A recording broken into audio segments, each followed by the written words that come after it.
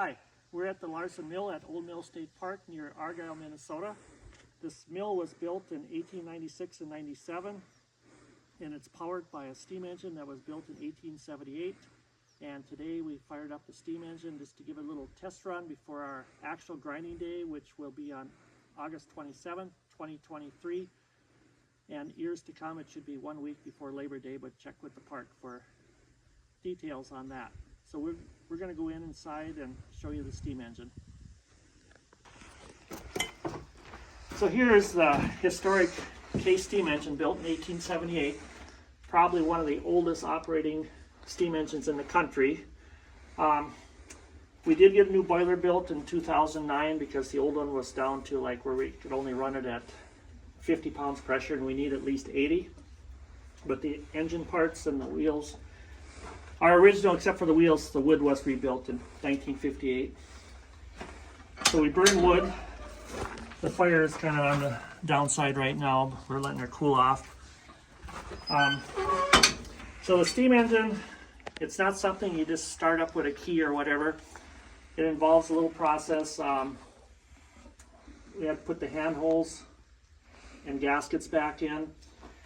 Put the grates back in. Everything was cleaned up the last time we ran it. We haven't ran it since 2019, and that was because of the COVID years and stuff. So anyway, get the gaskets back in. We filled it up with water. The boiler inspector was here, did a hydro test on it and also a UT test, and everything was good. So we're good for 120 pounds pressure. So some of the parts of the steamer, because this is an older one, it uses a hydrostatic lubricator.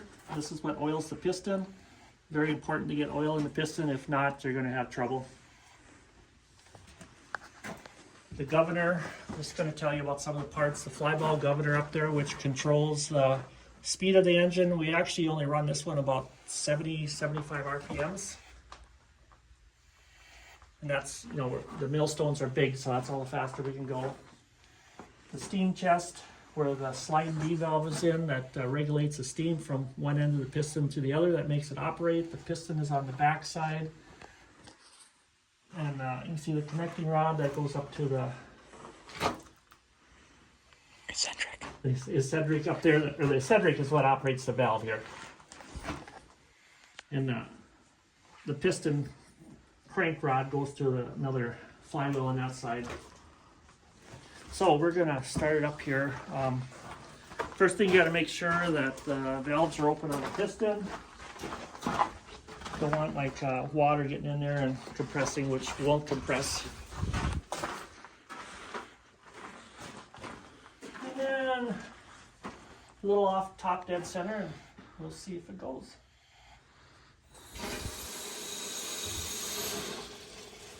Nope, not quite.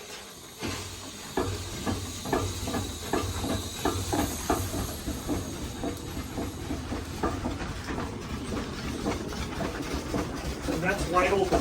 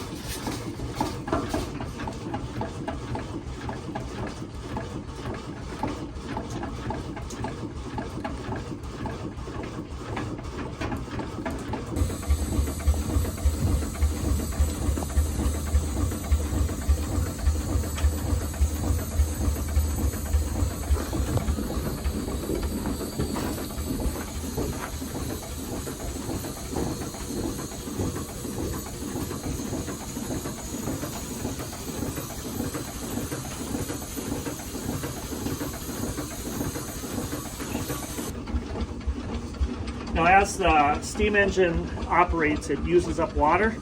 And one thing I didn't mention earlier on, once you put the handhold gaskets in, we filled it up with water. Very important thing. And it holds roughly 100 gallons of water. And when we did the hydro test, of course, it had to be filled right to the brim. But anyway, so roughly 100 gallons of operating water.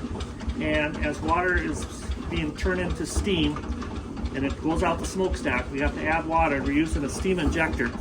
Back in 2019, we had trouble with the steam injector. We had to have it rebuilt, and it's working better. I'm hoping it's going to work right, but it's still not working where I think it should, but we'll add a little water right now.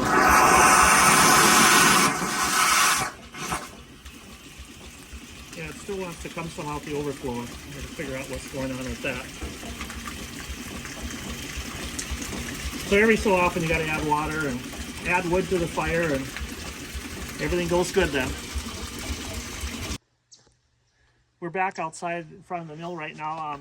So this steam-powered mill was one of 6 mills that were down here at the park in this area. There was a water power mill, 2 water power mills, 3 water power mills. One got washed away. There was also a wind power mill that got blew down. And then the steam-powered mill and another water power mill were across the road here at one time. And then when the land was surveyed, they found out they were on the wrong side of the property line, so then they moved over here. So anyway, these stones here, a lot of these stones were made, these Larsons who started the mill here, they chiseled these stones out of native field stone. And these are parts of, we believe, from the water power mill. It's actually found back in the river. And if we walk around this side, this is some more of some hardware with some wheels for whatever for the drive.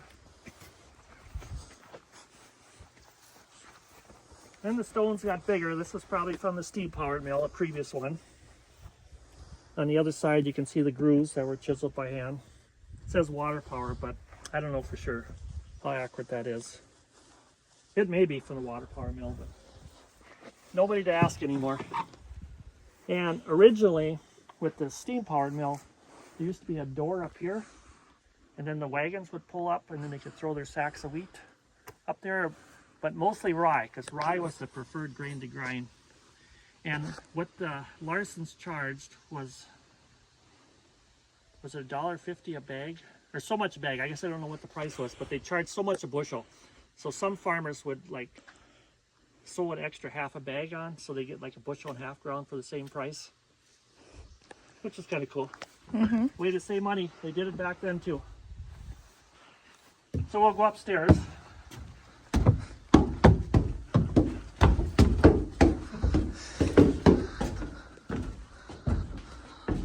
So the stones, they're uncovered right now. So these stones, they came out of a mill in Grand Forks, and they're called French burr stones. And French stones were actually imported from France. They had a different type of granite over there.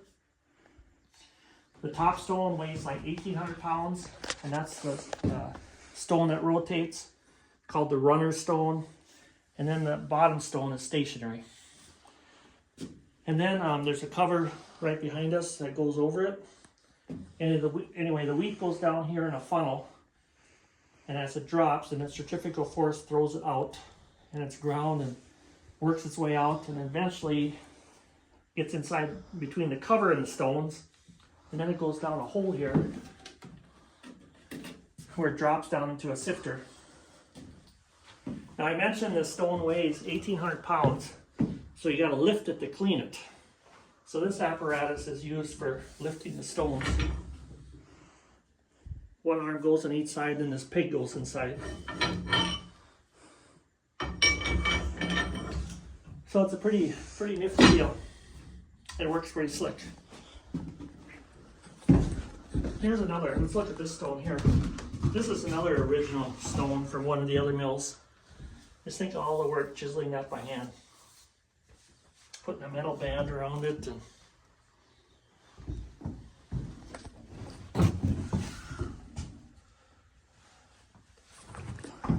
so we'll go downstairs and take a look at where the sifter is.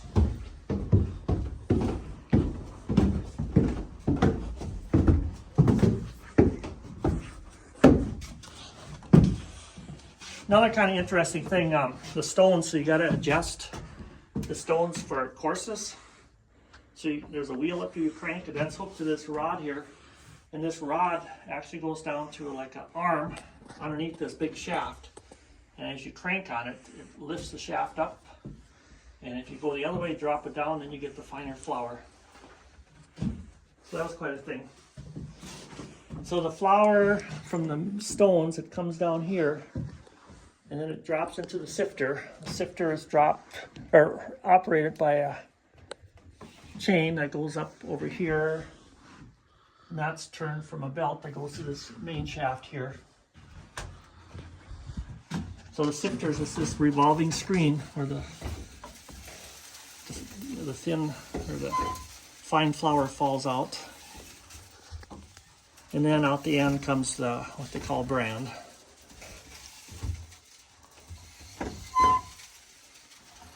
It's all got like a wood frame in there and stuff, and all handmade. The drive system for the millstones is a belt from this wood wheel here that's got a twist in there, which is surprising how it hangs on.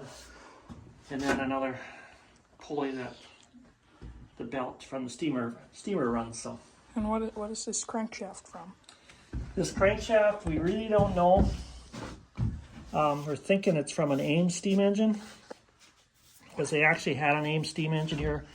This Case steam engine was actually only used in this mill for a couple of years, and then it broke down because it could not hold steam. It sat out in the woods here until the park was sold, and then the ones that owned this land, they took it to their place, and then in 1952 the Marshall County Historical Society bought the steam engine from the Larson family for $75. But anyway, when it was parked in 1898, it was replaced with an Ames steam engine, and we really don't know what happened to the Ames steam engine. But after they quit using that, they operated the mill with an International gas engine, and we don't know if they took this off the Ames or if this was taken off later years when the mill was restored back in the 50s. And there's isn't there another one over there for it? And there's a second flywheel, a matching flywheel.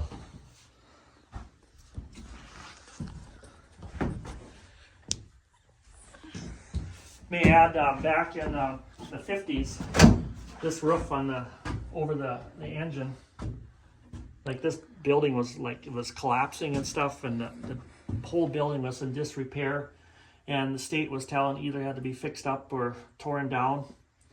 And at that time, the Marshall County Historical Society, along with DNR, the Old Mill State Park, they took the initiative to save it and restore it. And 1958 was the Minnesota Centennial year, and I believe the date was June 1st that year. They had a dedication of the restoration of the mill, and they had 7,500 people showed up that day to see this mill operate. That's pretty good. That was a pretty big event. Also, besides grinding flour, they had this roller mill here, and they used to roll oats.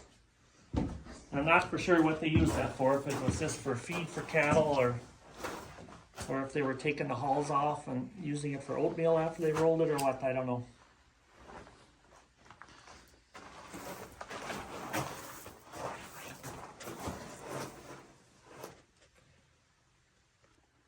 We invite everybody to come out to Old Mill State Park and see this old flour mill and steam engine. The park is open year-round, but grinding day is a good day to come see it in operation. So, hope to see you all here soon.